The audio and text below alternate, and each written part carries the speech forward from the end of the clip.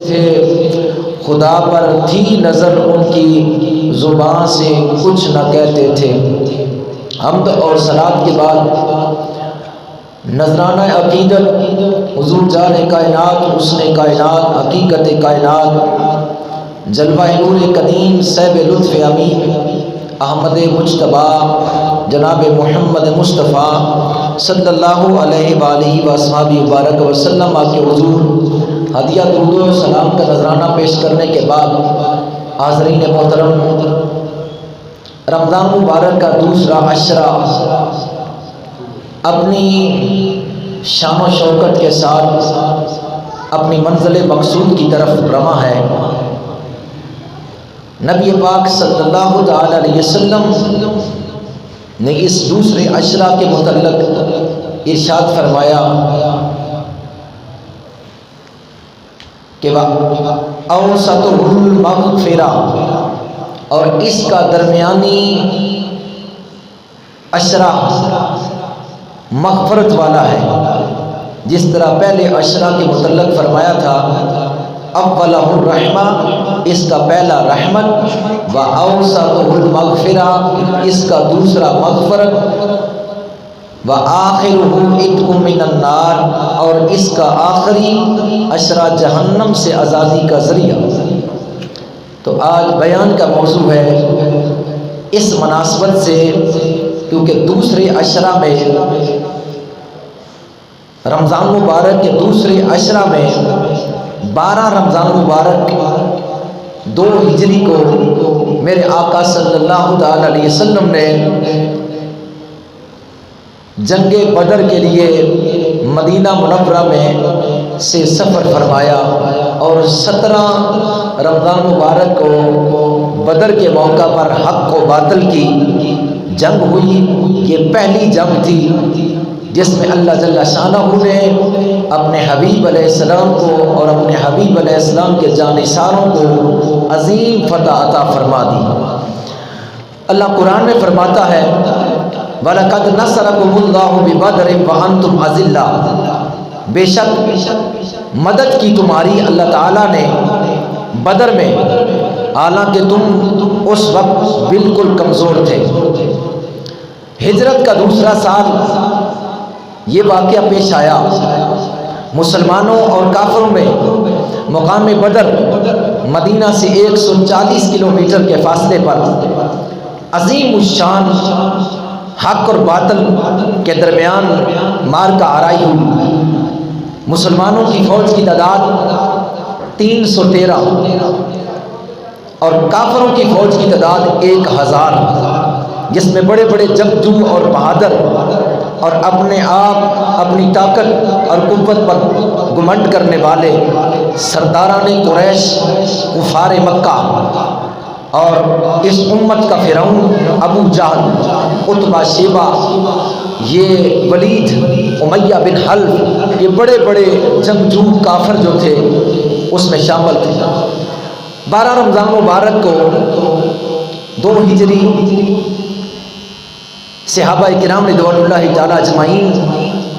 حضور صلی اللہ تعالی علیہ وسلم کے ساتھ مدینہ منورہ سے روانہ ہوئے۔ تمام صحابہ کرام رضوان اللہ تعالی اجمعین رمضان مبارک کے روزے رکھے ہوئے تھے، اور پھر حجاز مقدس کی گرمی کا کیا کہنا، مدینہ منورہ کی گرمی شدت کے ساتھ پڑ رہی تھی، اور 140 کلومیٹر کا فاصلہ مدینہ سے طے کرنا تھا۔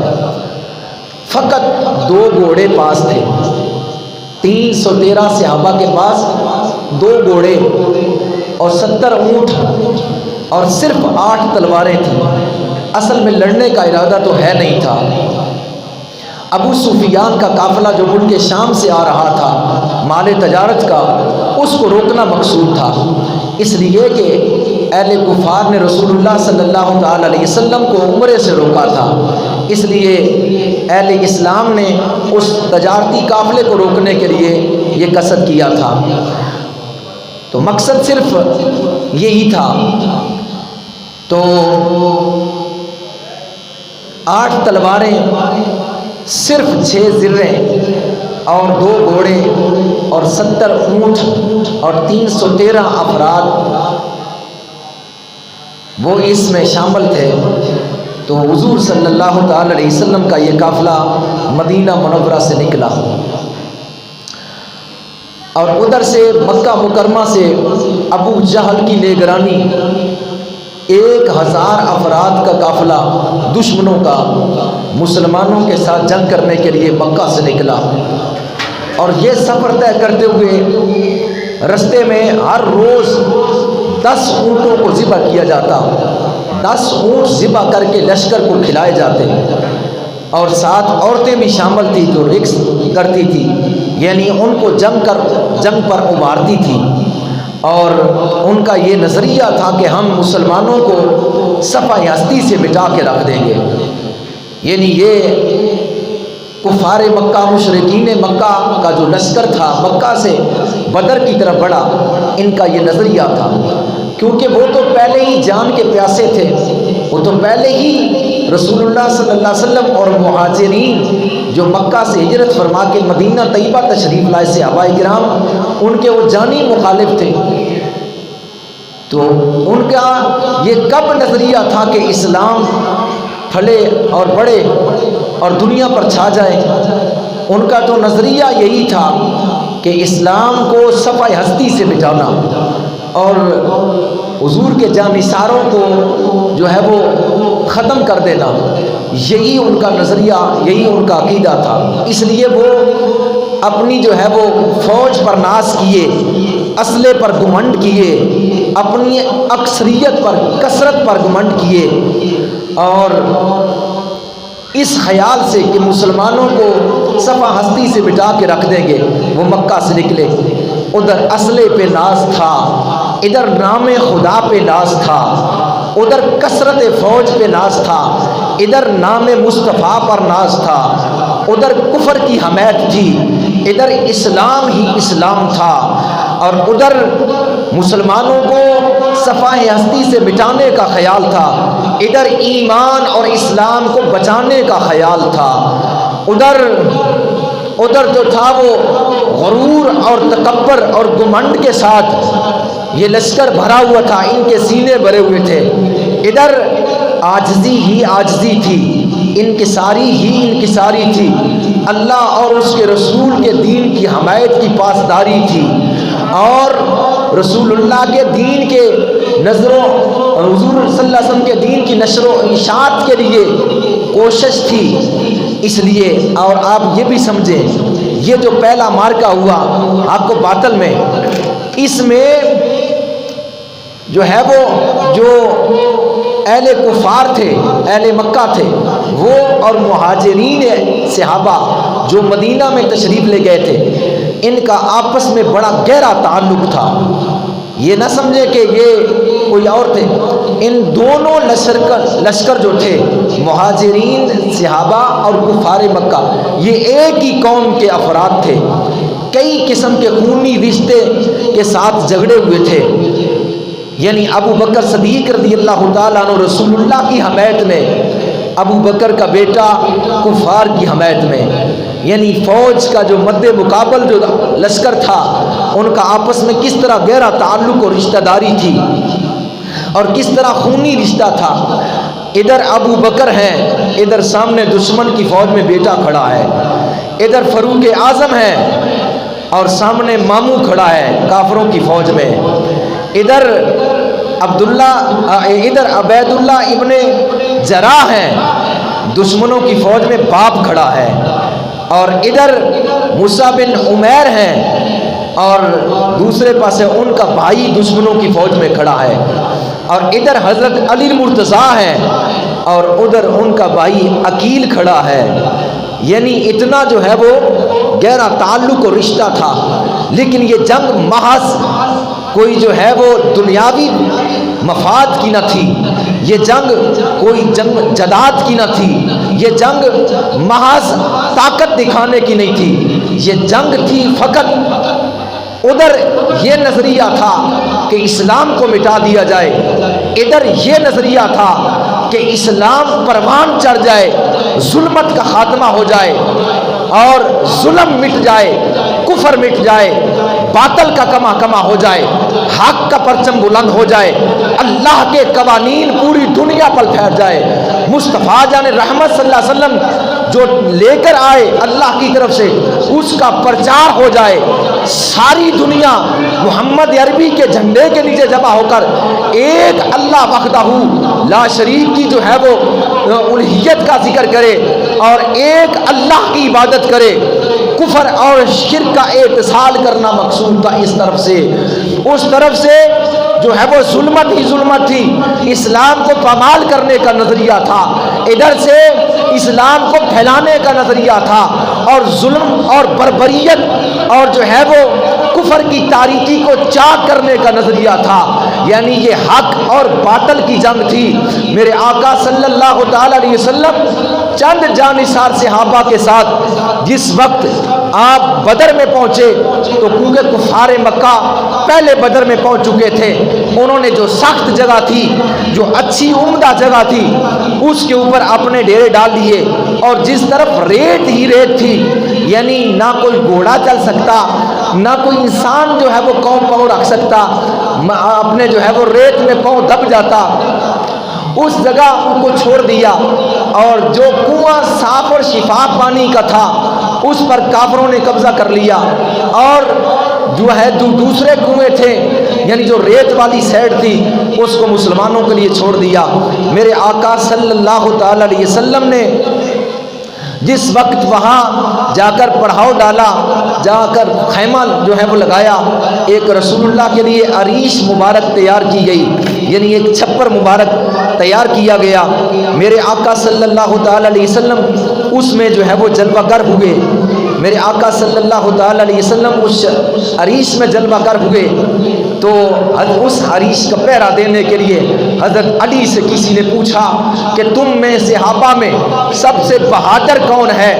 آپ نے فرمایا میری نگاہ میں ہم صحابہ میں سب سے بہادر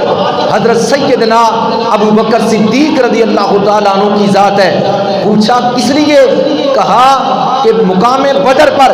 جب کفار کا اتنا بڑا لشکر جرار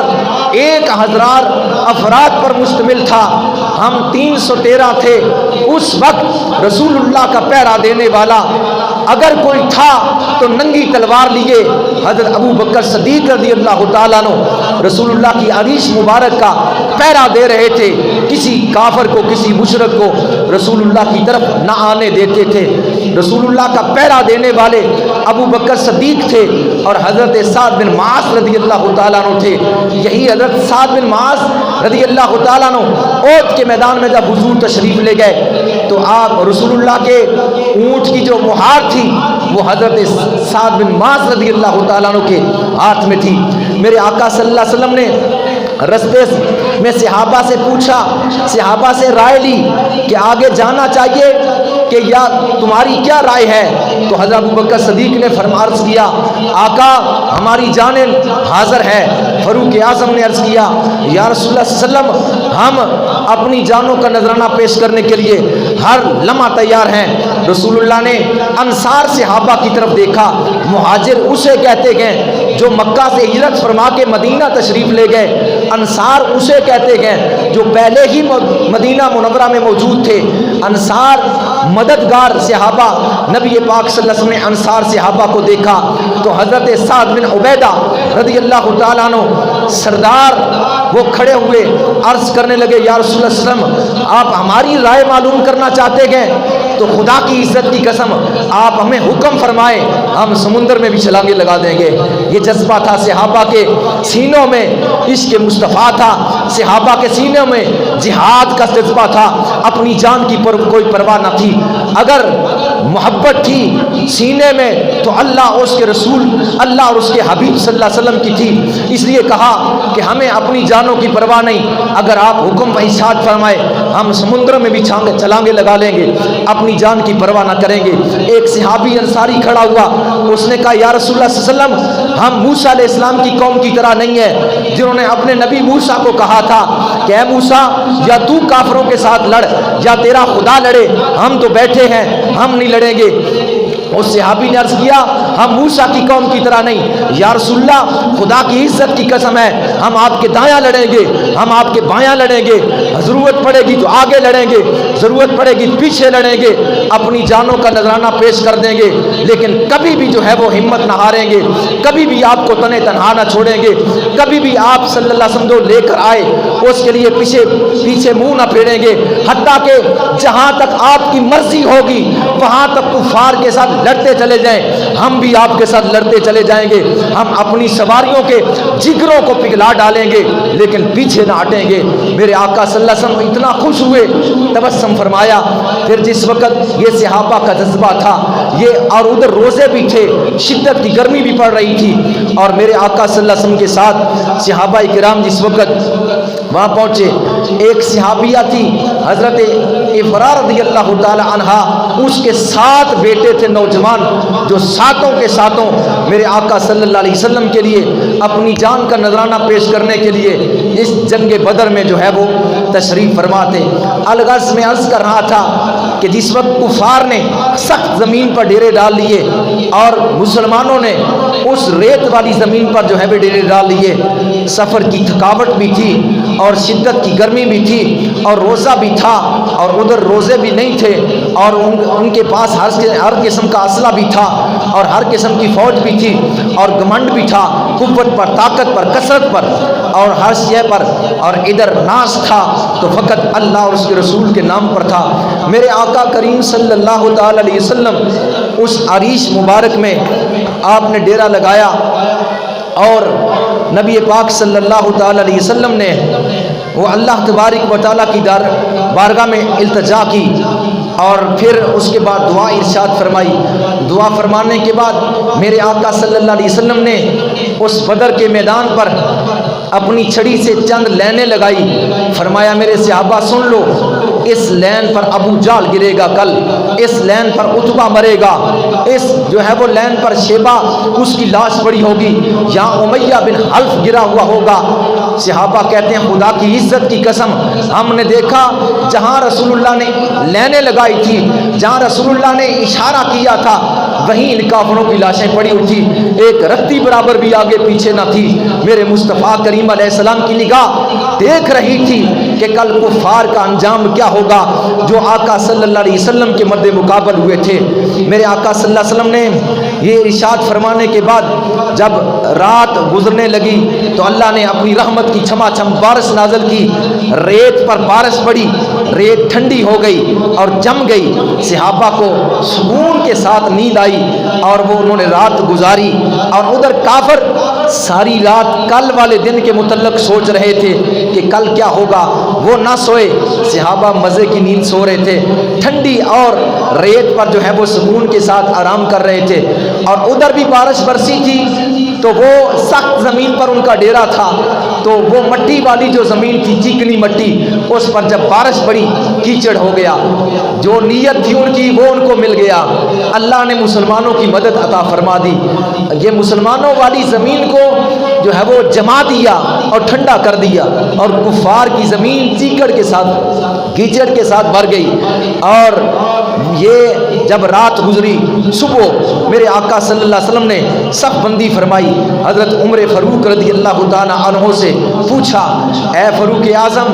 کس طرح صف بندی کریں؟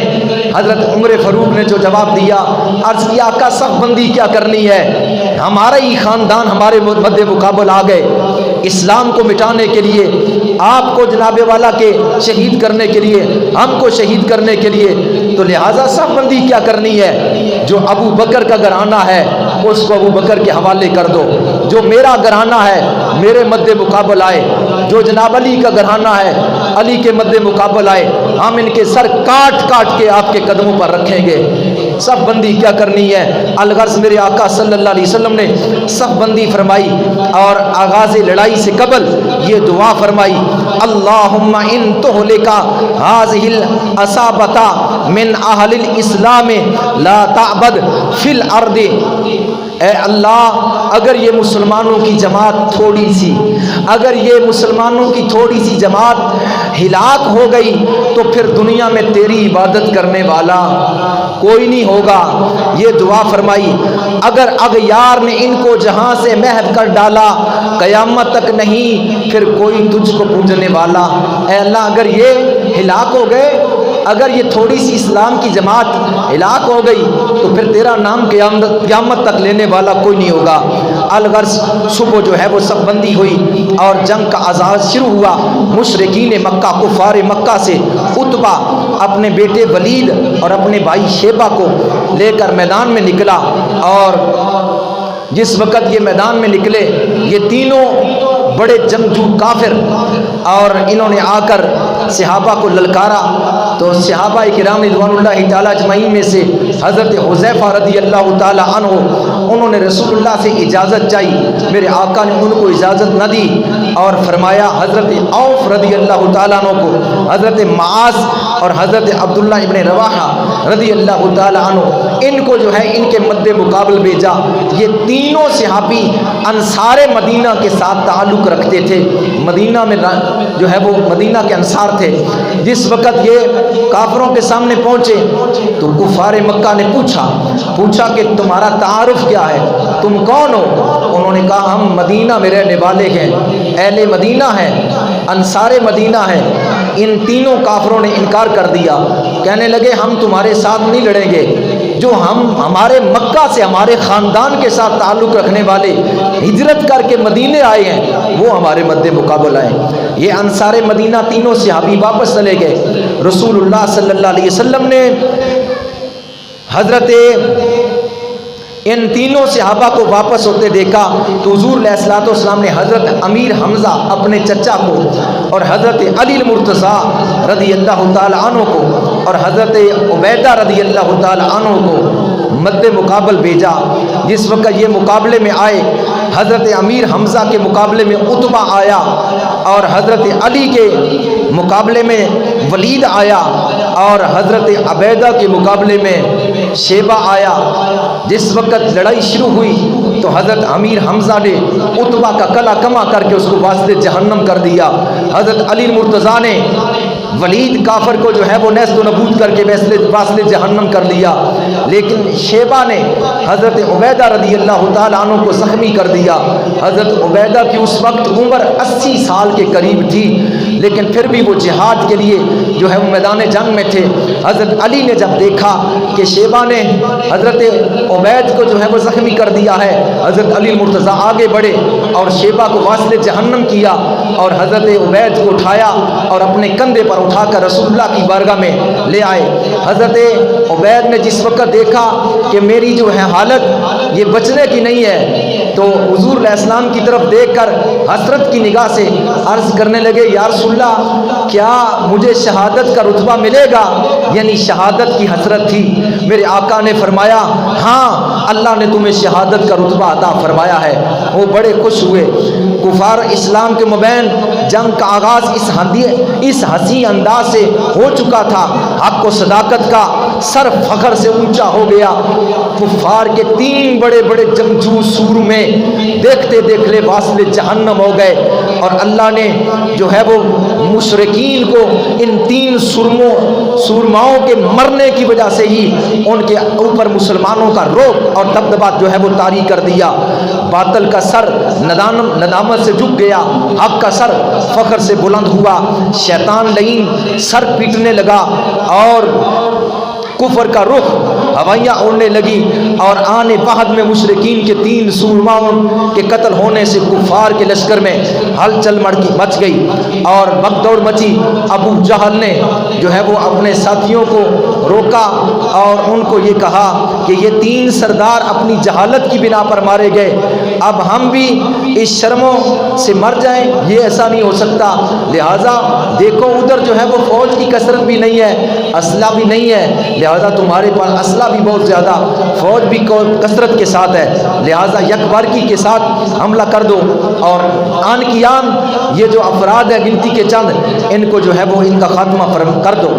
ابو جہل کے کہنے پر فوج پھر پلٹی، میرے آقا صلی اللہ تعالی علیہ وسلم سجدے میں گرے، اللہ کی بارگاہ میں التجا کی،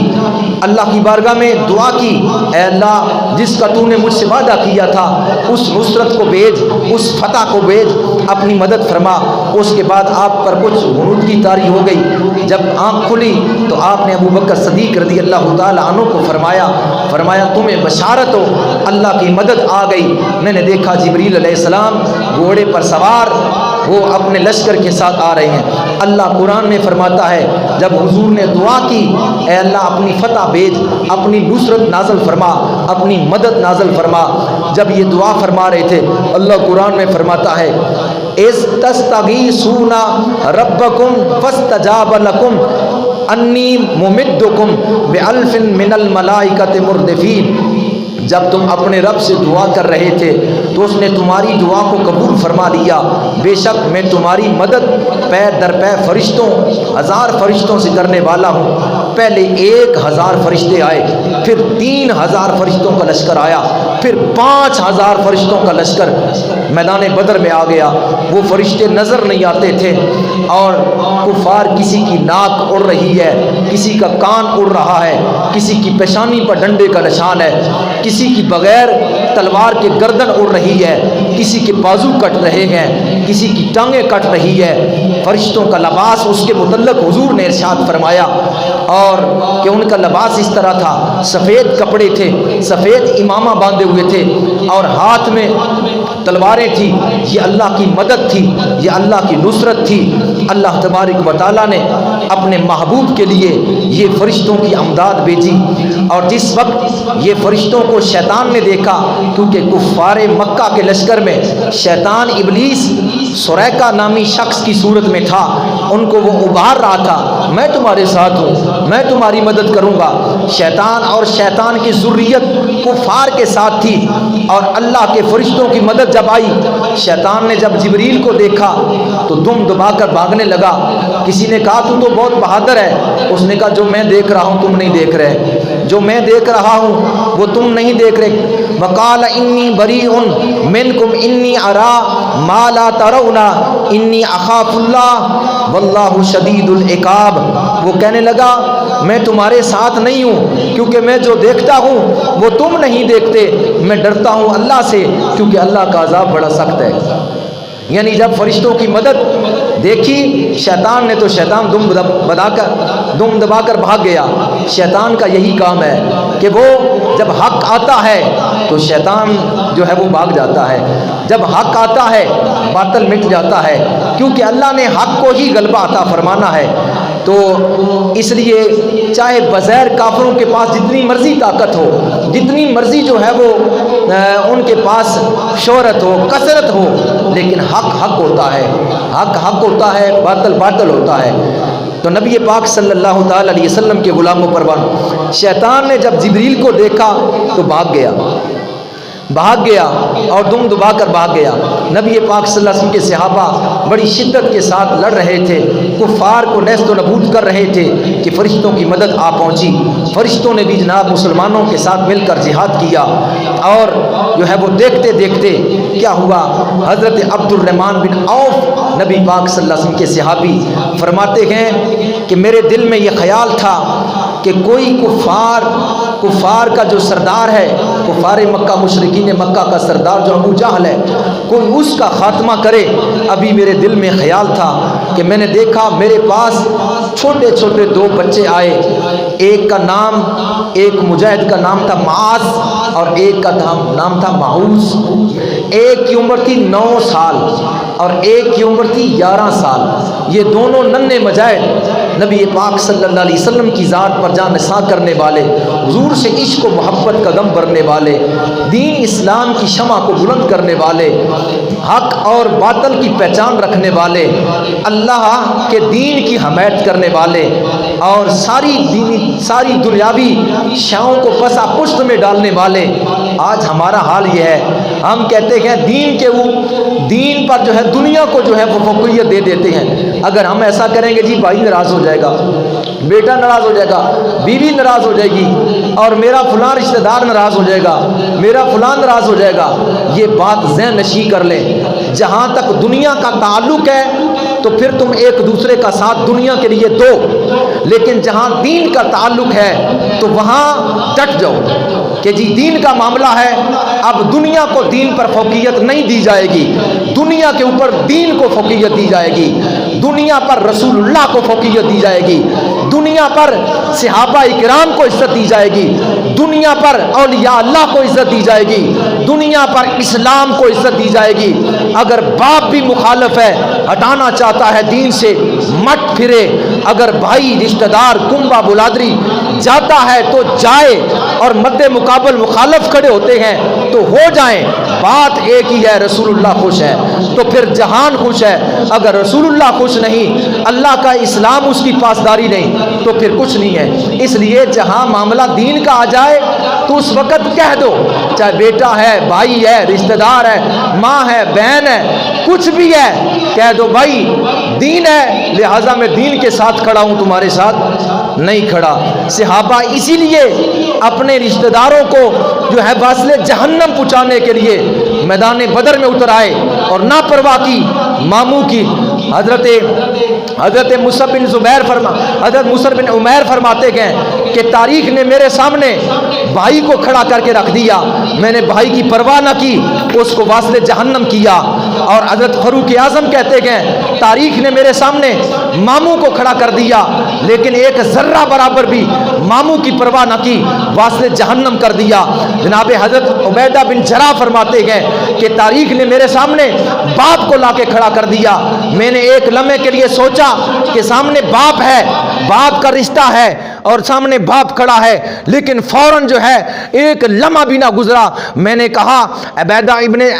عبیدہ ادھر تو باپ ہے، ادھر رسول اللہ ہے، ادھر جو ہے وہ دنیا ہے، ادھر اسلام ہے، لہٰذا کیوں نہ اسلام کی خاطر اپنے باپ کو جو ہے وہ واصل جہنم کر دے۔ میں نے تلوار اٹھائی، ایک ذرہ برابر بھی پرواہ نہ کی، میں نے باپ کا جو ہے وہ تن سر سے جدا کر کے رکھ دیا اور اس کی پرواہ نہ کی۔ یعنی کہنے کا مقصد یہ ہے کہ اگر باپ بھی جو ہے وہ دین کے مقابلے میں آ جائے تو اس کی پرواہ نہ کریں، پرواہ ہے تو رسول اللہ کی پرواہ ہے، رسول اللہ کے دین کی پرواہ ہے۔ نبی پاک آج ہم دنیاوی جو ہے وہ لحاظ کی خاطر، دنیاوی مفاد کی خاطر کہتے ہیں فلاں روس جائے گا، فلاں ناراض ہو جائے گا، فلاں ایسے ہو جائے گا، فلاں ایسے ہو جائے گا، یار فلاں جائے گا، جائے تو جائے، لیکن جہاں اسلام کی باری ہے جائے تو جائے، آخر موت ہے، مرنا ہے۔ اگر آج ہم نے اسلام پر ان کو فوقیت دی، ہم نے اسلام پر جو ہے وہ دین کے غرداروں کو فوقیت دی، ہم نے اسلام پر کفار کا ساتھ دیا، ہم نے اسلام پر جو ہے وہ اپنے دوستوں کا ساتھ دیا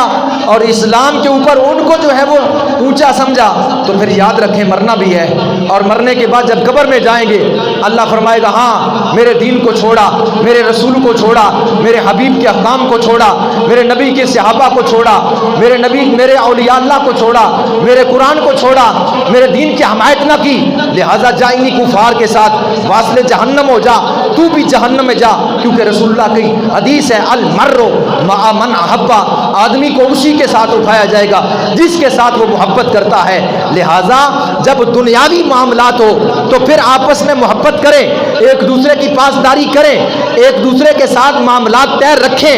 ایک دوسرے کے ساتھ تعلق جوڑ کے رکھیں، لیکن جہاں دین کا معاملہ آ جائے ہر چیز کو پس پشت میں ڈال دیں، دین کی حمایت کے لیے اپنا جو ہے وہ علم بلند کر لیں، دین کی حمایت کے لیے دین کا دامن پڑھیں، تو کیا ہوگا؟ دنیا میں بھی عزت ہوگی، قبر میں بھی عزت ہوگی، معاشر کے میدان میں بھی عزت ہوگی۔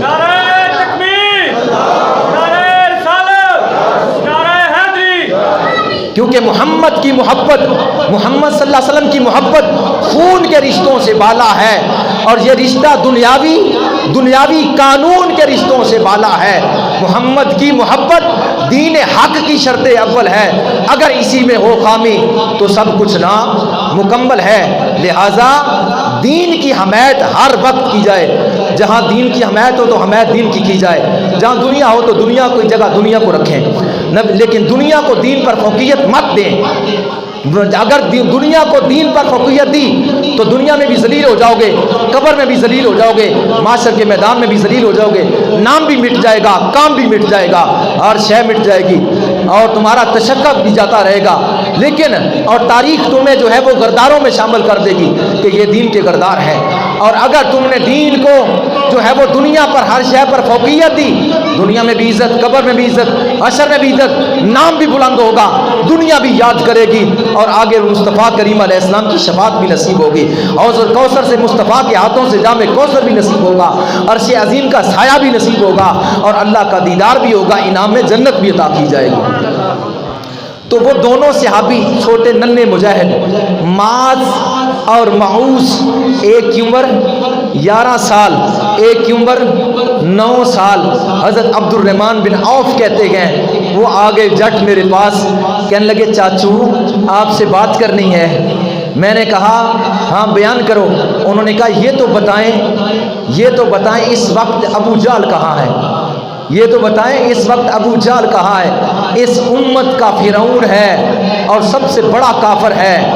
اور جس نے میرے آقا کو سب سے زیادہ ستایا، اور مکے کفار مکہ کا سب سے بڑا سرغنہ تھا۔ اور جناب والا کے وہ بچے پوچھنے لگے،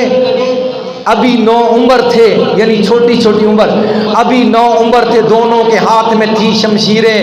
نظر آئی مجھے 2 سادہ روح معصوم تصویریں۔ وہ دونوں بچے جب آگے نہایت ہی رازداری سے نشان ابو جہل پوچھا، شباہت اور حلیہ اور موجودہ پتہ پوچھا، کہنے لگے اس کا نقشہ تو بتاؤ، اس کا حلیہ تو بتاؤ، یہ بھی بتاؤ ہے کہاں، ہم جانتے نہیں، اس کی شکل کے بارے میں بتاؤ کہ کہاں ہے۔ میں نے پوچھا کہ تم کیا کرو گے جا کر اس کو، وہ تو بہت بڑا جو ہے وہ جنگجو بہادر اور جو ہے کفار کا سرغنہ ہے۔ انہوں نے کہا قسم کھائی ہے مر جائیں گے یا ماریں گے اس ناری کو، قسم کھائی ہے مر جائیں گے یا ماریں گے اس ناری کو، کیونکہ سنا ہے وہ گالیاں بکتا ہے، وہ سنا ہے کہ وہ گالیاں بکتا ہے محبوب باری کو۔ ہمارے آقا صلی اللہ علیہ وسلم کو گالیاں بکتا ہے، ہمارے آقا صلی اللہ علیہ وسلم کو ستاتا ہے، ہمارے آقا صلی اللہ علیہ وسلم کے بارے میں نازیبا کلمات کہتا ہے۔ ہم مر جائیں گے یا اس کو مار دیں گے، چھوڑیں گے نہیں، کیونکہ ہمارے کتنی محبت تھی میرے آقا صلی اللہ علیہ وسلم کے ساتھ۔ حضرت عبد الرحمن بن عوف کہتے ہیں جب یہ انہوں نے کہا، میں نے ان کی جرت پر حیران و پریشان ہو گیا، اور پھر ان کی شہادت، یعنی شہادت کا شوق جو ان کے دلوں میں تھا کہ ہم مر جائیں گے کوئی پرواہ نہیں ہمیں، لیکن اس کو چھوڑیں گے نہیں، یہ تڑپ اور ان بچوں کا یہ جواب۔ تو پھر جناب والا کیا ہوا، مگر اس شاد میں نے جب ان کو کہا کہ تمہیں اپنی جان کی پرواہ نہیں ہے، تو جناب والا تمہیں موت کا ڈر نہیں ہے، کیونکہ وہ جو ابو جہل ہے وہ ایک تو بہت بڑا بہادر پہلوان ہے اور جو ہے وہ جنگجو ہے، پھر وہ لشکر کا سپہ سالار ہے اور اس کے ارد گرد جو ہے وہ فوج کا دستہ ہے، تمہیں موت کا ڈر نہیں۔ وہ کہنے لگے مگر اس شاک جو ہے وہ عشق کی جمع ہے اور عاشق لوگ زیادہ ہی، مگر اس شاک اپنی جان کی پرواہ نہیں کرتے، خدا سے ڈرنے والے موت کی پرواہ نہیں کرتے۔ ہمارے دلوں میں اگر ڈر ہے تو اللہ کا ڈر ہے، اگر عشق ہے تو مصطفیٰ کا عشق ہے، اگر شوق ہے تو شہادت کا شوق ہے، لہٰذا آپ ہمیں بتائیں، اس کا پتہ بتائیں، حلیہ بتائیں۔ حضرت عبد الرحمن بن عوف کہتے ہیں بچوں ابو جہل تک تمہاری رسائی کیسے ہو گئی؟ کیوں کہ حفاظت کر رہا ہے اس کے گرد، حفاظت کر رہا ہے اس کے گرد فوج کا دستہ، یعنی فوج کا دستہ اس کے ارد گرد جو ہے وہ اس کی حفاظت کر رہا ہے۔ دونوں بچے کہنے لگے یہ دستہ کب تلک روکے گا، یہ دستہ کب تلک روکے گا اسرائیل کا رستہ؟ کوئی بات نہیں، اگر دستہ اس کے ارد گرد جو ہے وہ اس کی جو ہے وہ نیکبانی کر رہا ہے تو پھر اسرائیل جب آ جائے تو کوئی بھی روک نہیں سکتا۔ آپ ہمیں بتائیں، خدا حافظ کہا، میں نے کہا اشارہ کیا کہ وہ جو اونچا ٹیلے پر کھڑا ہے جس کے گرد فوج کا دستہ ہے، اس کے درمیان میں وہ جو فلاں شخص ہے وہ ابو جہل ہے۔ انہوں نے کیا کہا؟ خدا حافظ کہا اور کھینچ لی دونوں نے شمشیریں، بڑے یکبارگی کہتے ہوئے پرجوش تکبیریں۔ میں نے اشارہ کرنا تھا، عبد الرحمن بن عوف کہتے ہیں میری انگلی ادھر اٹھی، میں نے نیچے دیکھا وہ نہیں تھے، نیچے دیکھا وہ نہیں تھے، وہ یکبارگی کے ساتھ بڑھ رہے تھے بڑی تیزی کے ساتھ ابو جہل کی طرف، اور دیکھتے دیکھتے دونوں ننھے شہزادوں نے جا کر ابو جہل پر حملہ کر دیا، اور حملہ کر دیا۔ اللہ تبارک و تعالیٰ دکھانا چاہتا ہے غرور و تکبر کے گھمنڈ لیے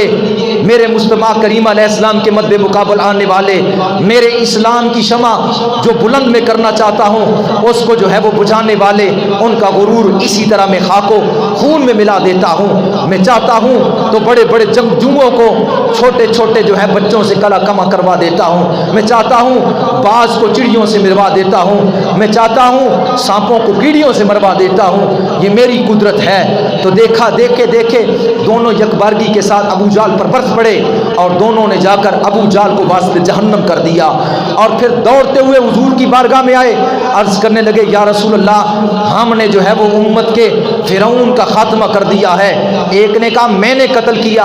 دوسرے نے کہا میں نے اسے واسطے جہنم کیا۔ میرے آقا نے فرمایا اپنی تلواریں سامنے کرو، تلواریں سامنے کی۔ میرے آقا صلی اللہ علیہ وسلم نے فرمایا تم دونوں کی تلواروں سے وہ واسطے جہنم ہوا۔ میرے آقا سجدے میں گرے، اللہ کا شکر ادا کیا کہ تو نے اس امت کے فرعون کا خاتمہ کر دیا ہے، اس امت کے فرعون کو نیست و نابود کر دیا ہے۔ نبی کریم صلی اللہ علیہ وسلم کے غلاموں پروانوں، حضرت معاذ رضی اللہ تعالیٰ اور معوذ دوبارہ پھر جو ہے وہ میدان جہاد میں پہنچے، لڑتے لڑتے حضرت معاذ اپنے معوذ شہید ہو گئے، اور حضرت معاذ رضی اللہ تعالیٰ عنہ لڑتے لڑتے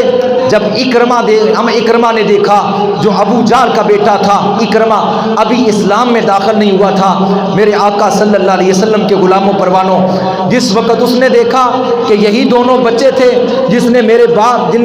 نے میرے باپ کو واسطے جہنم کیا ہے، تو وہ آگے بڑھا اور وہ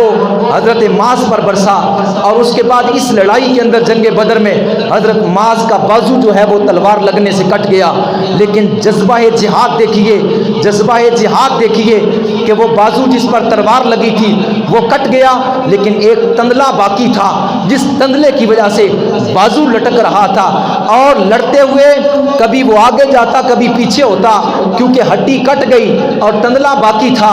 اس لیے جناب والا کہ وہ لڑائی کرنے میں کفار کو واصل جہنم پہنچانے میں آڑ بنتا تھا، یعنی درمیان میں جو ہے وہ رکاوٹ بنتا تھا۔ آپ کا جذبہ جہاد دیکھیے، موقع دیکھا اور پھر زمین پر بازو کو رکھا، اوپر پاؤں رکھا، زور سے جھٹکا دیا، اپنے جسم سے جو ہے وہ بازو کو جدا کر دیا تاکہ یہ جو ہے وہ اللہ کے رستے میں جو ہے وہ جہاد کے لیے رکاوٹ نہ بنے۔ کیسا جذبہ تھا، بچہ ہے 11 سال کی عمر ہے، اللہ نے کیسا جو ہے وہ جذبہ جہاد اور عشق مصطفیٰ دیا تھا۔ میرے آقا صلی اللہ علیہ وسلم کے غلاموں پروانوں، جس وقت جو ہے وہ لڑائی ختم ہوئی، حضرت معاذ حضور کی بارگاہ میں آئے، عرض کرنے لگے اس طرح جو ہے وہ میرا بازو وہ جو ہے کٹ گیا تھا اور وہ رائے خدا میں لڑنے سے رکاوٹ بنتا تھا، میں نے ایسے اوپر پاؤں رکھ کے اس کو جدا کیا۔ میرے آقا نے فرمایا جاؤ میدان جہاں اپنے جو ہے میدان میں جاؤ اور جا کر وہ بازو اس کو ڈھونڈ کر لے آؤ، اٹھا کر لے آؤ۔ حضرت معاذ گئے اور وہ جو ہے وہ بازو جو کٹا ہوا تھا زمین پر پڑا، اسے اٹھا کر حضور کی بارگاہ میں لے آئے۔ میرے آقا صلی اللہ علیہ وسلم نے بازو کو بازو والی جگہ پر ٹچ کیا، اوپر لعاب دان اور ہاتھ مبارک پھیرا، جدھر سے ہاتھ گزرتا گیا لعاب دان کی برکت سے، دست پاک کی برکت سے ہاتھ بالکل صحیح سلامت ہو گیا، اس کا نشان تک باقی نہ رہا، اور درد کا رائی کے برابر بھی درد کا نشان، درد نہ رہی، درد بھی ختم ہو گئی، بازو بھی جڑ گیا۔ میرے آقا صلی اللہ علیہ وسلم کی بارگاہ میں جیسے حضرت معاذ اپنا بازو لے آئے، میرے آقا نے ہاتھ پھیرا تو بازو درست ہو گیا۔ اسی طرح اسی جنگ میں حضرت عکاشہ رضی اللہ تعالیٰ عنہ حضور کی بارگاہ میں آئے، جی تلوار نہیں ہے کیسے کافروں کے ساتھ جہاد کروں؟ میرے آقا نے کھجور کی ٹہنی ان کو عطا فرما دی، فرمایا جاؤ اس کے ساتھ لڑو، جاؤ اس کے ساتھ لڑو۔ جس وقت وہ میدان میں پہنچے تو وہ ٹہنی جو تھی وہ لوہے کی تلوار بنی ہوئی تھی، اور اس کے ساتھ انہوں نے جہاد کیا۔ ایک بہت بڑا جنگجو بہادر، سر کی چوٹی سے لے کر پاؤں کے ناخنوں تک جو ہے وہ لوہے کے ساتھ بھرا ہوا کافروں کی طرف سے میدان میں آیا۔ اس نے جناب اللہ للکارا مسلمانوں کو، ہے کوئی میرا مقابلہ کرنے والا؟ حالانکہ یہ بہادری تو نہیں ہے کہ اپنے آپ کو جو ہے وہ پورے جو ہے وہ لوہے کے اندر چھپایا ہوا، بہادری تو یہ ہے کہ بغیر جناب اس کے جو ہے اس لوہے کے لباس سے سامنے آئے تاکہ پتہ چلے تیرے جو ہے وہ دل کے اندر قوت کتنی ہے. لیکن کیونکہ کافر بزدل ہوتا ہے، میرے آقا صلی اللہ علیہ وسلم نے فرمایا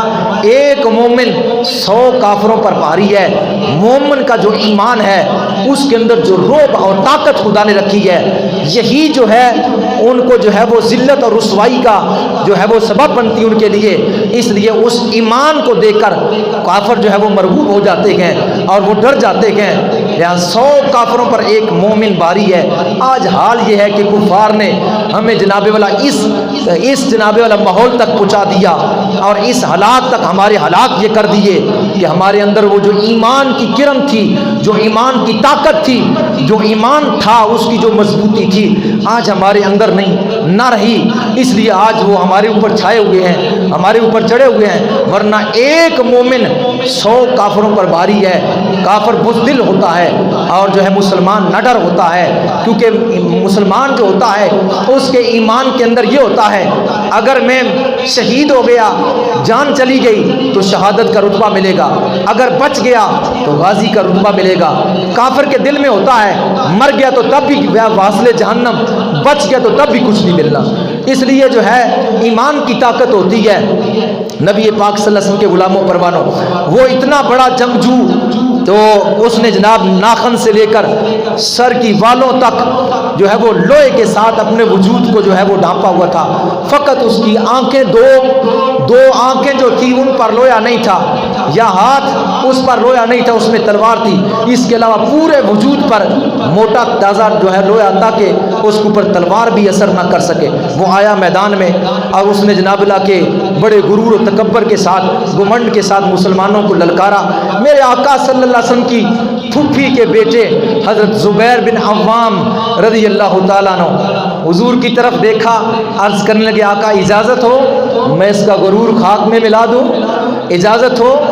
میں اس کا جا کر گھمنڈ توڑوں، میں اس کو واصل جہنم کروں. میرے آقا نے اجازت عطا فرما دی. حضرت زبیر تہمت باندھا ہوا ہے اور جسم پر ایک کرتا ہے، سر پر امامہ شریف ہے. اس کے علاوہ کوئی جو ہے وہ سر پر جو ہے وہ لوہے کا ٹوپ نہیں، جسم پر جو ہے وہ اسلحہ کوئی جو ہے وہ زیبا تم نہیں. ایک ہاتھ میں برچھی تھی، تلوار بھی نہیں. ایک ہاتھ میں برچھی تھی، تلوار بھی نہیں. میں نے پہلے عرض کیا ہے کہ نبی پاک صلی اللہ علیہ وسلم کے غلاموں پروانوں جس وقت یہ یعنی میدان میں تشریف لے گئے تھے 8 تلواریں تھی صرف. کس کس کو تلوار دی جاتی، اور 6 زریں تھی، 2 گھوڑے تھے، 70 اونٹ تھے. یعنی اسلحہ جو تھا وہ برائے نام تھا. ادھر تو وہ پورا لڑائی کا منصوبہ تھا، 1000 افراد اسلحے کے ساتھ لیس تھے اور وافر تعداد میں اسلحہ بھی اور تھا، مزید تھا. ان کا تو منصوبہ لڑائی کا تھا، مسلمانوں کو کچلنے کا، اور ادھر جو تھا یہ منصوبہ تو نہیں تھا. اس لیے جس وقت جناب والا کے حضرت زبیر نے عرض کیا آقا اگر حکم ارشاد فرمائے میں جاؤں، حضور نے اجازت عطا فرما دی. وہ بہادر جنگجو پہلوان اسلحے کے ساتھ بھرا ہوا لیس اور جناب جسم پر لوہا زیبا تن کیے ہوئے، فقط 2 آنکھوں کو چھوڑا ہوا کہ کیونکہ اگر کوئی مد مقابل میرے ساتھ مقابلہ کرے گا میں ماروں گا تلوار اس کے جسم پر، اگر وہ مارے گا تو میرے جسم پر تو لوہا ہے، اثر اندازی نہیں کوئی شے ہوگی. لہذا جس وقت حضرت زبیر گئے میدان میں، آپ نے اس کی طرف دیکھا اور اس نے بھی دیکھا. اس نے کہا کہ یہ کس طرح میرا مقابلہ کر سکے گا، میرا جسم تو لوہے کے ساتھ لیس ہے اور ہتھیاروں کے ساتھ لیس ہے، اور اس کا جسم بھی جو ہے ایک قمیض ایک تہمد میں اور ایک امامے میں، ہاتھ میں تلوار بھی نہیں، ایک برچھی ہے، یہ میرا مقابلہ کس طرح کرے گا. پر اللہ کی یہ شان ہے جس کو وہ قوت عطا فرمائے، جس کو وہ قدرت عطا فرمائے، جس کو یہ جذبہ عطا فرمائے. آپ نے جب اس کی طرف دیکھا اس کا خیال تو کچھ اور تھا. آپ نے جس وقت اس کی طرف دیکھا کہ اس کا جسم لوہے کے ساتھ لیس ہے، ایک فقط 2 آنکھیں ہیں باقی، تو ایسا نشانہ اس برچھی کا لگایا. روایتوں میں آتا ہے کہ وہ برچھی یہاں آنکھوں کے درمیان جا کر لگی اور دماغ کو پار کر کے پچھلی طرف گدی کی طرف سے باہر نکل گئی اور پھر گئی اندر سے جا کر آگے سے ٹیڑھی ہو گئی. اتنی شدت کے ساتھ نشانہ تھا. پہلے نشانے میں ہی اس جنگجو بہادر کو جو ہے واصل جہنم میں پہنچا دیا. میرے آقا صلی اللہ علیہ وسلم نے اس برچھی کو حضرت زبیر سے لے لیا. اور حضرت خلفائے راشدین کے زمانے تک ان کے پاس رہی، برکت کے لیے پاس رہی، اور پھر حضرت زبیر کو وہ واپس مل گئی. یعنی اس برچھی، ایک ہی برچھی ماری اس کو، اور وہ آنکھوں سے پار ہوئی، دماغ سے چیرتی ہوئی گدی کی طرف سے پچھلی سر کے پچھلی طرف سے باہر نکلی اور ٹیڑھی ہو گئی. یعنی اتنی شدت کا اس پر حملہ کیا کہ ایک ہی وار سے اس کو واصل جہنم کر دیا. الغرض اللہ جل شانہ نے مسلمانوں کو 17 رمضان مبارک یعنی رمضان مبارک کی 17 تاریخ، یہ جو اسلام حق اور باطل کی جناب یہ پہلی جو جنگ ہوئی مقام بدر پر، مدینہ سے 140 کلومیٹر پر جو ہے اللہ نے مسلمانوں کو شاندار فتح عطا فرمائی، اور کفار مکہ کے 70 آدمی واصل جہنم ہو گئے، اور 70 یا 80 آدمی قیدی بنے، اور باقی سب بھاگ گئے. اور صرف 14 صحابہ کرام رضوان اللہ تعالی اجمعین کو جو ہے وہ شہادت کا مقام نصیب ہوا. یعنی 14 صحابہ شہید ہوئے، اور جو ہے وہ یعنی جس وقت کفار بھاگے اور مسلمانوں کو اللہ نے عظیم فتح عطا فرمائی، تو حضور علیہ الصلوۃ والسلام نے فرمایا ان کافروں کی ساری لاشوں کو اٹھا کر کنویں میں ڈال دو. اور کفار کی جو ہے وہ لاشوں کو، یعنی عتبہ کی لاش، شیبہ کی لاش، اور ابو جہل لعین کی لاش، بڑے بڑے جنگجو جو ہے تھے، بہادر کافر جو بڑے بڑے تھے. میرے آقا نے فرمایا جب دیکھا تھا نا اس لشکر کو، آقا نے فرمایا صحابہ کو فرمایا مکے والوں نے تمہارے لیے اپنے جگر کے ٹکڑوں کو تمہارے سامنے ڈال دیا ہے. مکے والوں نے تمہارے جگر کے ٹکڑوں کو، اپنے جگر کے ٹکڑوں کو تمہارے سامنے ڈال دیا ہے، اور اللہ نے یہ موقع عظیم عطا فرمایا، اللہ کی مدد آئے گی، اور یہ اسلام کے دشمن واصل جہنم ہو گئے. اور وہ واصل جہنم، انہی میں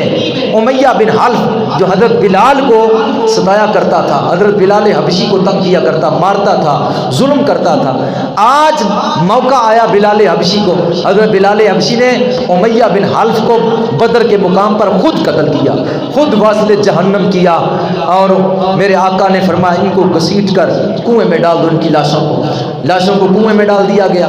3 دن گزر گئے، 3 دن کے بعد میرے آقا کنویں پر تشریف لے گئے. فرمایا جو میں کہتا تھا اس مقام پر تم پہنچ چکے ہو، جو میں تمہارے لیے کہتا تھا اگر تم اسلام قبول کر لو، اللہ اور اس کے رسول کے قوانین پر عمل کرو، دنیا میں بھی عزت پا جاؤ گے، قبر میں بھی عزت پا جاؤ گے، پوری کائنات تمہارے قدموں کے نیچے زیر ہو جائے گی، اللہ تمہیں عزتوں کے ساتھ نوازے گا، اللہ تمہارے نام کو بلند کر دے گا، اللہ تمہارے لیے مخلوق کو تمہارے لیے زیر کر دے گا، تمہیں شان و شوکت کے ساتھ نوازے گا، دنیا قبر حشر میں تم کامیاب ہو جاؤ گے. اور اگر تم نے اللہ اس کے رسول کے قوانین کو پس پش ڈالا، دنیا میں بھی رسوا کر دیے جاؤ گے، قبر میں بھی رسوا کر دیے جاؤ گے، اور پھر مرنے کے بعد واصل جہنم میں جاؤ گے. وہی تمہاری مقدر ہوگی. کیا جو میں کہتا تھا، کیا تم نے وہ عذاب اللہ کا پا لیا ہے؟ اللہ کا عذاب چکھ لیا ہے؟ اللہ کا عذاب دیکھ لیا ہے؟ جب کنویں پر کھڑے ہو کر حضور ان کو یہ فرما رہے تھے، حضرت عمر رضی اللہ تعالی عنہ نے عرض کیا آقا یہ آپ کی باتوں کو سنتے گئے، ان کو مرے ہوئے واصل جہنم ہوئے 3 دن ہو گئے، کیا یہ آپ کی آواز کو سنتے گئے؟ میرے آقا نے فرمایا اے عمر میری آواز کو سنتے ہیں پر یہ بولتے نہیں ہیں، میری آواز کو یہ سنتے ہیں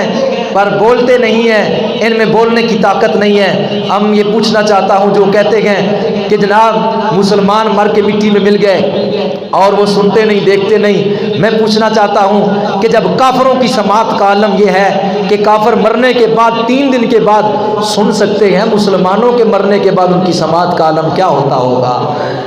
اب جب کافر سنتا ہے تو کیا مسلمان نہیں سن سکتا؟ مسلمان بھی اپنی قبر کے اندر سن سکتا ہے. اگر نہیں سن سکتا تو پھر السلام علیکم یا اہل القبور کہنے کا کیا فائدہ؟ اگر وہ سنتا نہیں ہے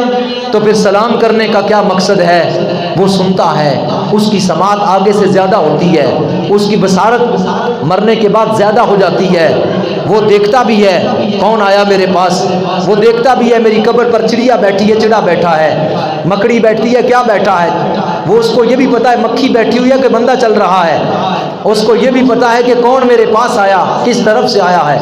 اور وہ دیکھتا بھی ہے اور وہ سنتا بھی ہے، وہ دیکھتا بھی ہے وہ سنتا بھی ہے۔ جب کافر کو مرے ہوئے 3 دن ہو گئے تو وہ سن رہا ہے۔ میرے آقا نے فرمایا اے عمر یہ تم سے زیادہ سنتے ہیں، اور یہ سنتے ہیں لیکن یہ جواب نہیں دے سکتے۔ اس کے بعد میرے آقا صلی اللہ علیہ وسلم نے جو ہے وہ صحابہ اکرام کے ساتھ حضور جو ہے وہ بدر سے مدینہ طیبہ کی طرف واپس ہوئے۔ جب مدینہ طیبہ کے قریب پہنچے تو ایک صحابی کو فرمایا جاؤ اہل مدینہ کے پاس ان کو بشارت سنا دو کہ اللہ نے مسلمانوں کو عظیم فتح عطا فرمائی ہے۔ وہ صحابی جب جو ہے وہ مدینے میں پہنچا، اس نے آ کر اعلان کیا اے اہل مدینہ اللہ نے رسول اللہ کو فتح عطا فرمائی۔ تو وہ ان کو یقین نہیں آ رہا تھا، اس لیے یقین نہیں آ رہا تھا کہ کافروں کا اتنا بڑا لشکر اور اسلحے کے ساتھ بھرا ہوا، اور یہ مختصر سی جماعت۔ پھر رسول اللہ مدینہ میں جس وقت جلوہ گر ہوئے تو ہر کسی کو پتہ چلا کہ اللہ نے رسول اللہ کو فتح عطا فرمائی، اور ادھر مدینہ میں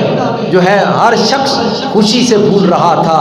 جو ہے اسلام کو اللہ نے تقویت دی، اسلام کو اللہ نے عزت دی، رسول اللہ کو اللہ نے فتح عطا فرمائی، صحابہ کو اللہ نے فتح عطا فرمائی، اور ادھر